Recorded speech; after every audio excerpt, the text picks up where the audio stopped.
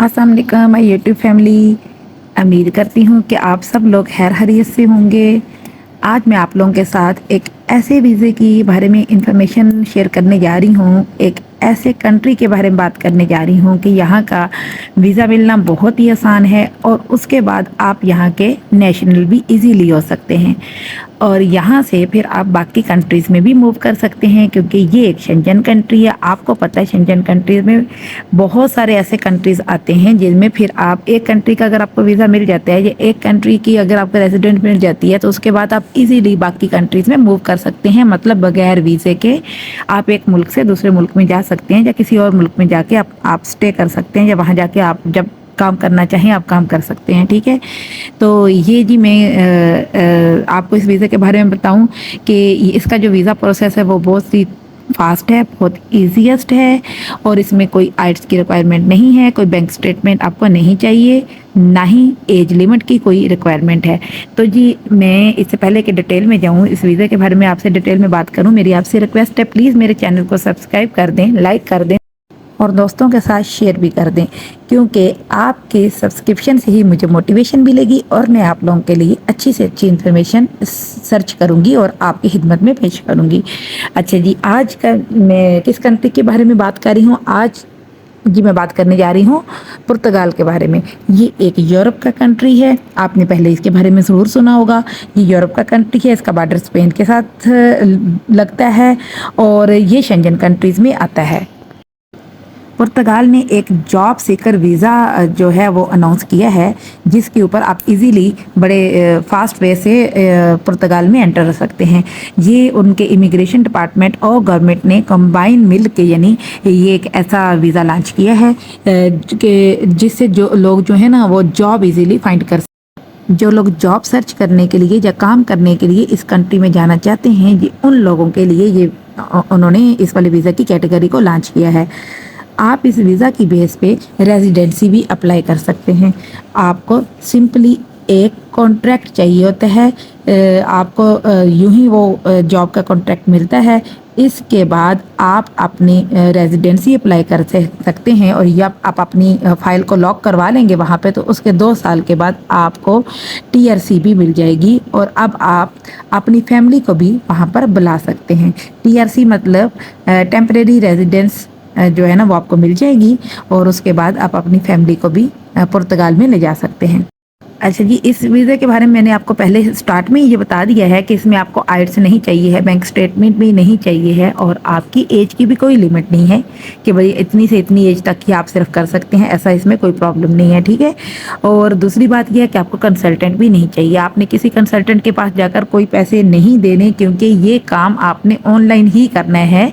जब आप easily online apply कर सकते हैं तो फिर आप कंसल्टेंट के पास क्यों जाएं, वो आपको बगैर किसी वजह से आपसे इतने सारे पैसे चार्ज कर लेंगे। ठीक है, तो बस ये आपने, मैं आपको एक जो वेबसाइट है इसकी वो आपको बता देती हूँ, उसका लिंक भी नीचे शेयर कर दूँगी। तो मैं आपको ये बता देती हूँ कि कहाँ से जाना है। ये IEFP ये पुर्तगाल की एक ऑफिशियल वेबसाइट है, आपने इस पे जाना है। यहाँ पे जॉब सर्च वीज़ा एप्लीकेशन, जहाँ पे आपने क्लिक करना है और आपको यहाँ पे ये एक इजी सा फॉर्म है जो आपने सबमिट करना है, जिसमें कोई बड़ी इन्फॉर्मेशन नहीं देनी, जिसमें बस बेसिक सी इन्फॉर्मेशन है कि आपने अपना नाम एंटर करना है और जो जो चीज़ें वो लोग मांग रहे हैं ये देखें जी, आपने बस वो चीज़ें इनको एंटर करते जाना है। ये इतना मुश्किल नहीं है। डिफरेंट छोटी छोटी सी इन्फॉर्मेशन है, जैसे ये पासपोर्ट से रिलेटेड मांग रहा है, उसकी डेट वगैरह मांग रहा है, इस तरह ये सब फिल करने के बाद फिर आपने जब आगे जाना है कि आपने कौन से प्रोफेशन में जाना है, कौन सा शोबा सिलेक्ट करना है जिसमें आप जॉब करना चाहते हैं या जिसमें आपका एक्सपीरियंस है, आपने उसको सिलेक्ट करना है। और फिर उसके बाद वो आपसे ये एक्सपीरियंस पूछेगा। अगर आपके पास एक्सपीरियंस है आपकी एजुकेशन से रिलेटेड जो भी जॉब आप करना चाहते हैं, तो फिर तो आपने अपना एक्सपीरियंस उसको बताना है, और अगर आपके पास नहीं है तो भी चलेगा। इसके बाद वो आपसे लैंग्वेज पूछेंगे कि भाई उन्हें किस लैंग्वेज में आपसे रब्ता करना होगा, वो आपने अपनी लैंग्वेज बता देनी है। अच्छा जी, ये फॉर्म जो है ये इसके बाद उनकी कुछ वो रिक्वायरमेंट हैं, वो उस पर आपने करने के बाद उन्हें सिलेक्ट करने के बाद आपने इसको सबमिट कर देना है। उसके बाद वो आपको एक ईमेल करेंगे, जिस मतलब ये कि आपको एक लेटर मिलेगा, उसमें जिस लेटर की बेस पे आपको फिर इस लेटर की बेस पे मतलब आपको अपॉइंटमेंट मिलेगी एम्बेसी से कि आपने कितनी देर के बाद वहाँ जाना है, इंटरव्यू लेना है और फिर आपको कब वीज़ा मिलेगा। अच्छा, मैं आपको एक बता दूँ चीज़ कि ये जो रिस्पांस आता है, ये जो आपको ईमेल आती है यानी जो आपको लेटर मिलता है, ये आपको 2 घंटे में भी मिल सकता है।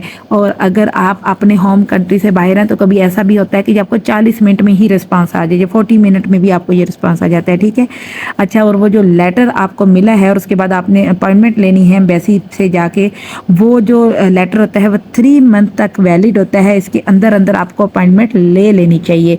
और अगर आपको अपॉइंटमेंट लेट मिल गई है, यानी कि ऐसा हुआ है कि 3 मंथ के बाद मिल रही है, तो फिर आपने क्या करना है कि वापस अपनी साइट पे जाना है और दोबारा से अपनी रजिस्ट्रेशन अप्लाई करनी है। आपको दोबारा से नेक्स्ट 3 मंथ के लिए वो लेटर मिल जाएगा और आप अगले 3 मंथ तक आपको टाइम होगा जिसमें कि आप जो है ना जा सकते हैं। अच्छा जी, इसमें इनकी रिजेक्शन का रेट बहुत बहुत कम है, मोस्टली नहीं होता, यानी आपको रिजेक्शन नहीं होगी, आप आराम से वहाँ जा सकते हैं, ठीक है।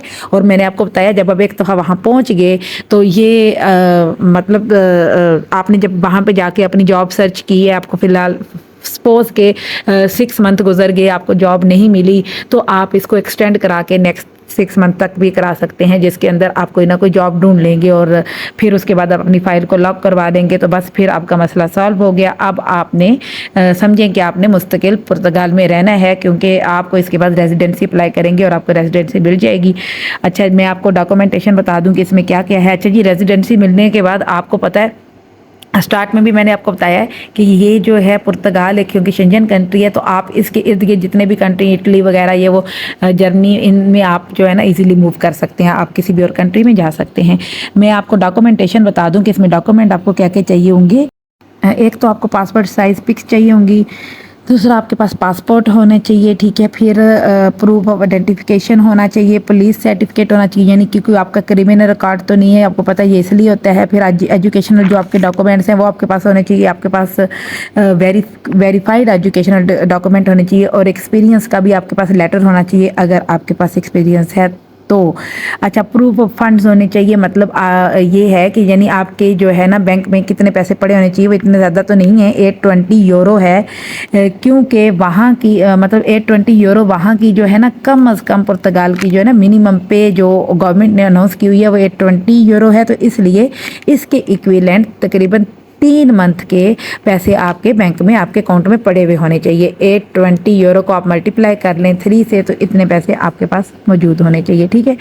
इसकी फ़ीस ज़्यादा नहीं है इस वीज़े को अप्लाई करने की, इसकी फ़ीस टोटल 80 यूरो की फ़ीस है, इतनी ज़्यादा फ़ीस नहीं है।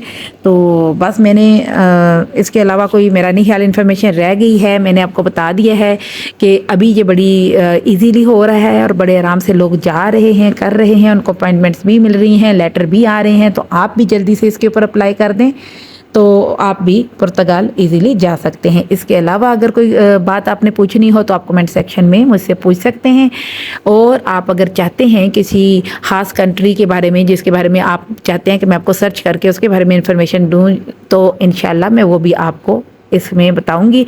और स्टडी वीज़ास के बारे में भी इंफॉर्मेशन मैंने सोचा है कि मैं आप लोगों को सर्च करके उसके बारे में भी गैदर करके इंफॉर्मेशन तो मैं आप लोगों के साथ शेयर करूंगी। बस आप मेरे चैनल को प्लीज़ सब्सक्राइब कर दें, लाइक कर दें और दोस्तों के साथ शेयर कर दें। अल्लाह हाफिज़।